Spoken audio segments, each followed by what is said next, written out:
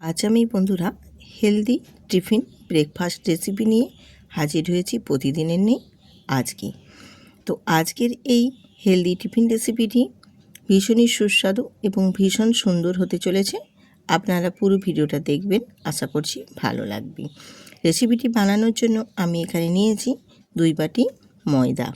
2 বাটি ময়দার সাথে ছোট্ট বাটির 1 বাটি দেবো এখানে সুজি।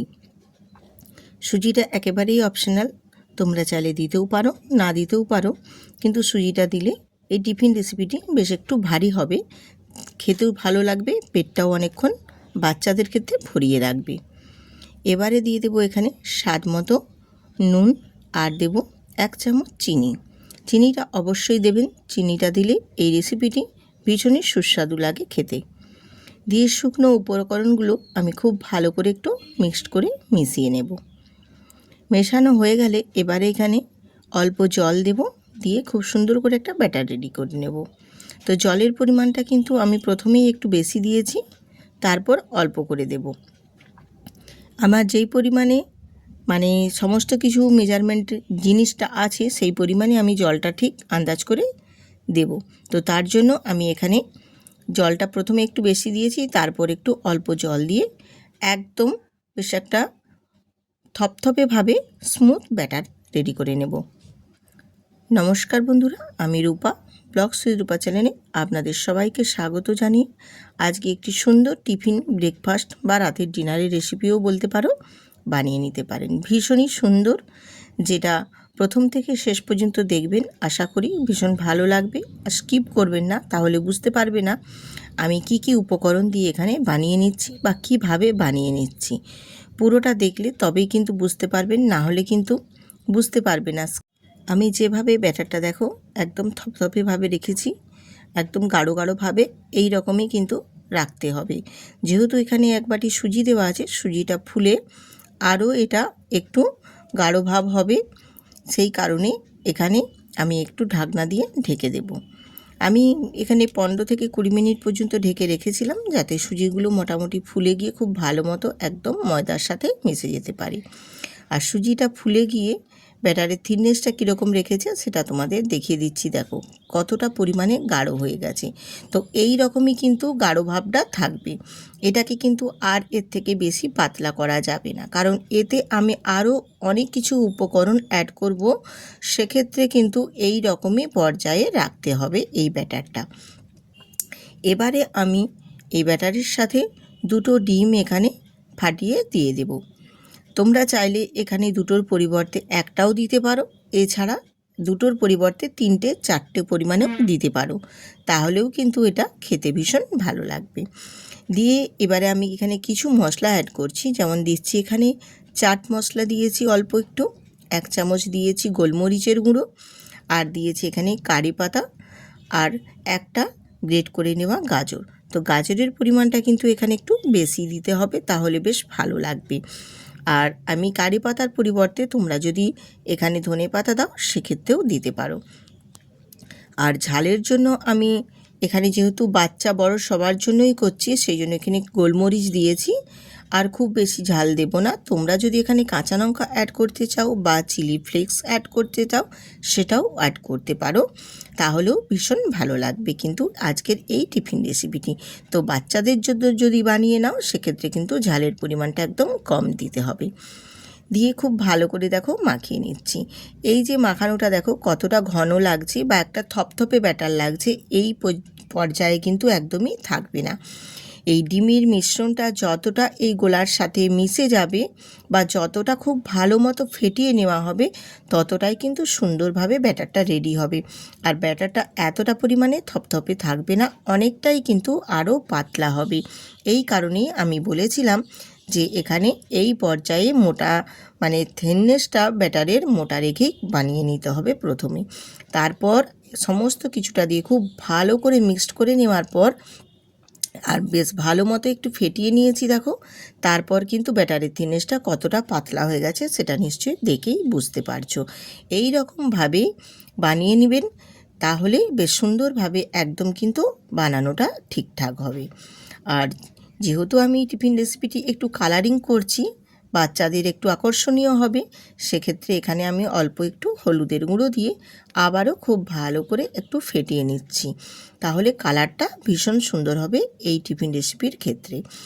আর ব্যাটারের থিকনেসটা দেখো কতটা গাঢ় থেকে কতটা পাতলা হয়ে গেছে। ঠিক এই পর্যায়ে রেডি করে আমি এবার নিয়েছি।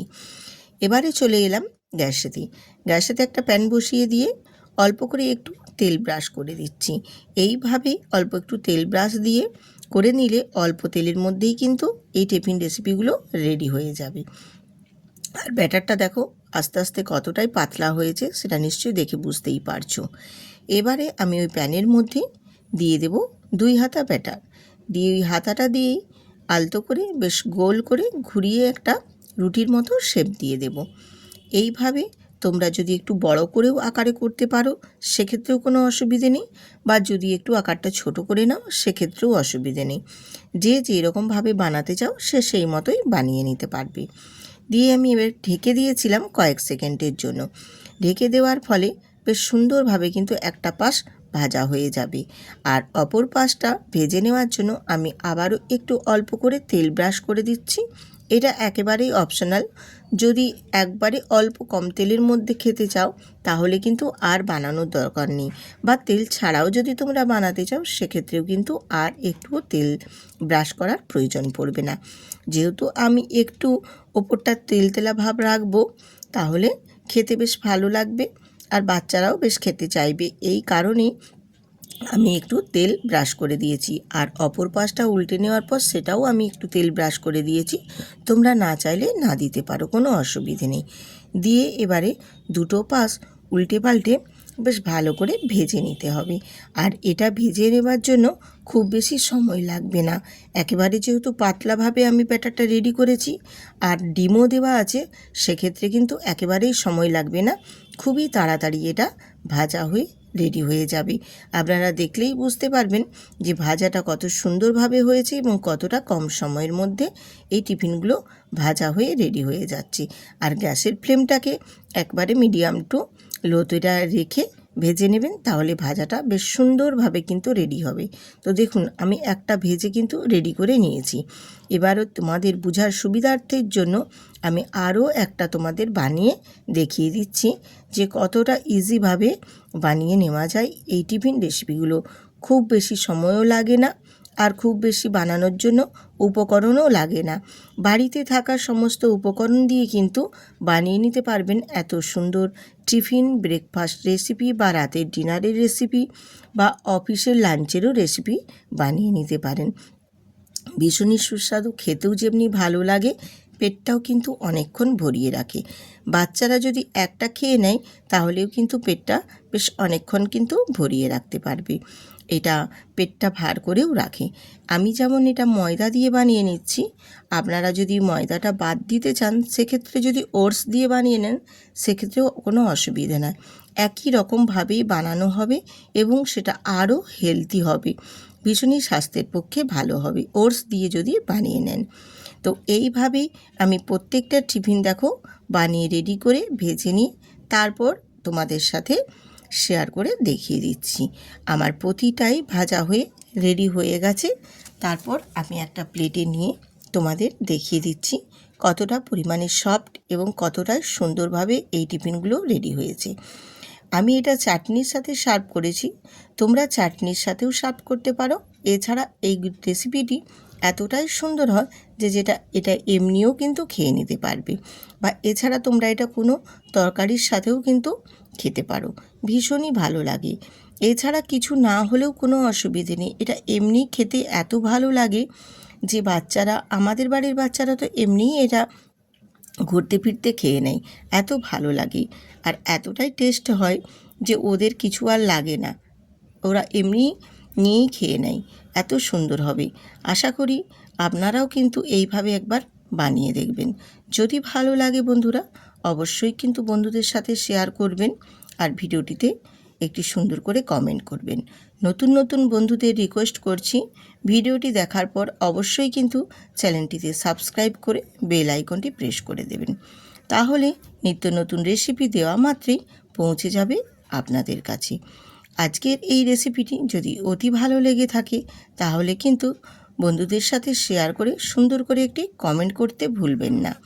এরপর আমি আরও সুন্দর সুন্দর রেসিপি দিতে আরও উৎসাহ পাবো আপনাদের একটা কমেন্টেই। এই রকম নিত্য নতুন আরও রেসিপি পেতে আমার চ্যানেলটি সাবস্ক্রাইব করে পাশে থাকবেন। সুস্থ থাকুন, ভালো থাকুন।